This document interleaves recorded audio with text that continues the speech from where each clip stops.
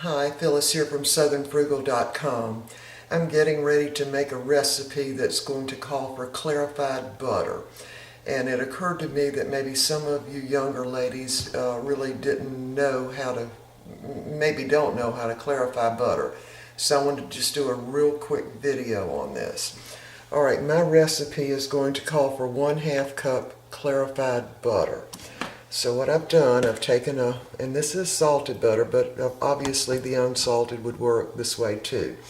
So what I've done is I've just got a small little pot and I am melting this butter. Now once it starts melting and it's melted completely, then that's when the clarifying is going to begin. Now, why do you clarify butter? To give it a more intense taste, and at least that's why I do it anyway. So I'm just going to go ahead and melt it. Now, in the butter actually is going to contain a little moisture, and you will see some steam coming up from this. Now, usually, like if you just poured oil in a pan and got it hot, you wouldn't see steam coming up. But when you clarify butter or melt butter, you'll see steam coming up. Now, the butter does contain some solids, something more than just butter fat. And those solids are actually going to cook. And they'll actually turn kind of a golden color, and so will the butter. And so those, I think you can probably see them. Those are milk solids in there. Let me see if I don't know, my light won't come on this thing. All right, maybe you can see that though. I think it shows up clearer on the video than it does when I'm trying to see it on the screen. All right, so we've got our burner up on high long enough to melt this. Now, once it starts melting and bubbling, you have to keep stirring it because those milk solids will sink to the bottom and they'll actually burn if you don't keep stirring it. So we're just going to keep stirring this. Now my particular recipe is going to call for clarified butter that's been re-hardened. So after I clarify it, I'm going to actually, in my case, I'm going to actually put it in the freezer to hurry the process along. You see all the steam? Can you all see that? Let me see. I don't know if you can see it. Well, if I hold it up, you can. You see the steam coming off of it? Okay, that's because that's the moisture in it. And butter always has some moisture in it.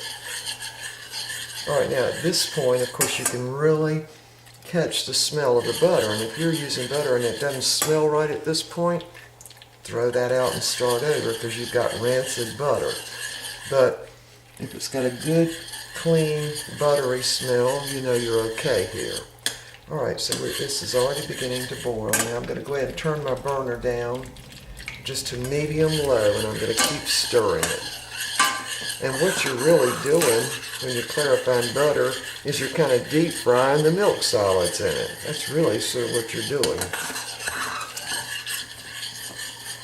And this is good butter, and of course once some of the moisture evaporates, that also is what intensifies the taste.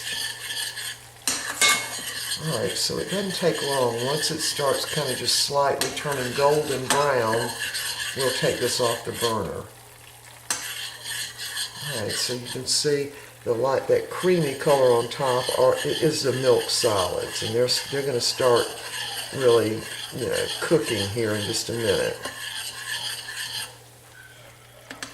And they'll start sinking to the bottom. See that? There's some gone to the bottom. Sorry, they're my dogs. I have to cut it off. I'll be right back. Okay, I'm back. I had to take this off the burner momentarily. There's a squirrel in our yard, so the dogs had to go out and chase it out of our yard. Alright, so now my milk solids are really beginning to sink to the bottom. See how the golden color's on top? But those milk solids are still in there. And that's what will burn if you don't keep stirring it. Now, as soon as they start turning, what I do is I've got a wet dishcloth here, and I take the pot off and sit it on the wet cool dishcloth to cool it off immediately, because it will burn just in the snap of a finger if you don't watch it. All right, so my milk solids are, kind of cooking now, really, is what they're doing. So I'm just going to keep stirring this.